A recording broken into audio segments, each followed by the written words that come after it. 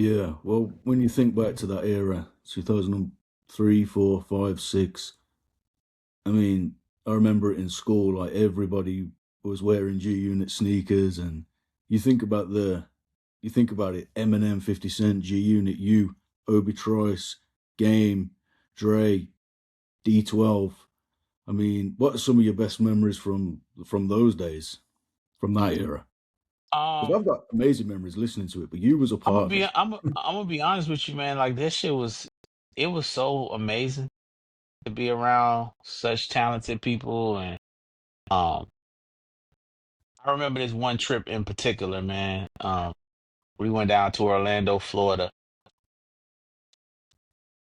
and I went down. I was working on my album, was staying at the Ritz Carlton, and we was working at the studio where, like, I guess New Kids on the Block. I think the dude Ron Perlman, I think his name, was working at that studio, and 50 was working on the Massacre, which was his second album. And I remember watching him write a song, and he was like writing it, but he was laying right in the doorway. Like when you, like, if you walk through the door, you would have to step over him. And he was sitting there writing this record. And the way he used to write his records, he didn't write like straight across the page.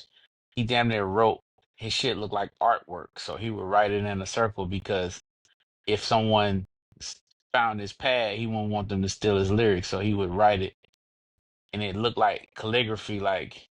And I just remember people stepping over him, and he's not even paying attention to anybody else. He's just so focused on writing that rhyme. And man, he went in there and laid some of the most incredible shit. And I just remember 50, the songs he was doing for the Massacre, just watching that shit. It was, and we were all staying at the Ritz Carlton. I think Dre came down, like it was all of us in Orlando, like on a random week, and no one knew that we were all there. And shit was dope as fuck. Yeah, man, I can imagine just even being there because, like I said, amazing memories that come with listening to the music, like just from that time. Like, so for you, it must have been crazy. But when did you start rapping? What made you like what made you like I want to be a rapper?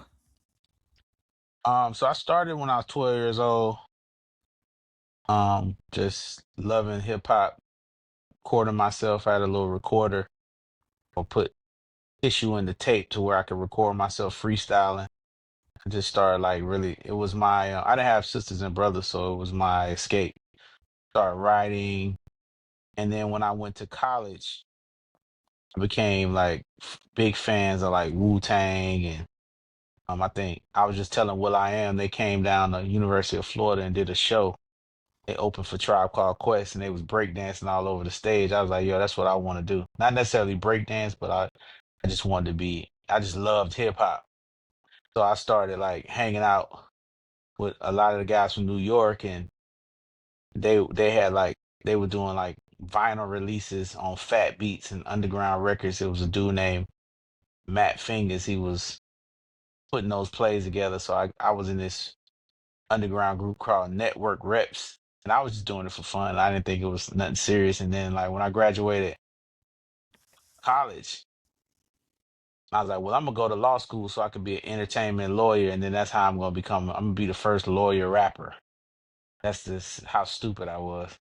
I'm like, that's probably not a good idea. I should just try to be a rapper. It'll probably be easier.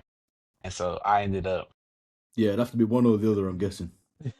yeah. So I ended up messing with the music, man, and it's really been honestly like the love of my life, hip hop music. Um, And I'm I go glad you through did. these. I'm glad you chose music because we wouldn't have had some of the bangers that you've put out. Honestly, Statlanta, I love that. Was it 2010? It got delayed. So okay, so that version that came out, shout out to Shy Money, man. That was not the original one, but I think it was around that time that it came out. But yeah, man, that I think because I had marketed that name for so long and never put anything out, I was like, yo, you should just drop something on that. And I just didn't want to feel defeated because I never got to put it out on Shady Aftermath. So we put that out, and yeah, it's definitely got some dope songs on that. And shout out to Shy for pushing that through.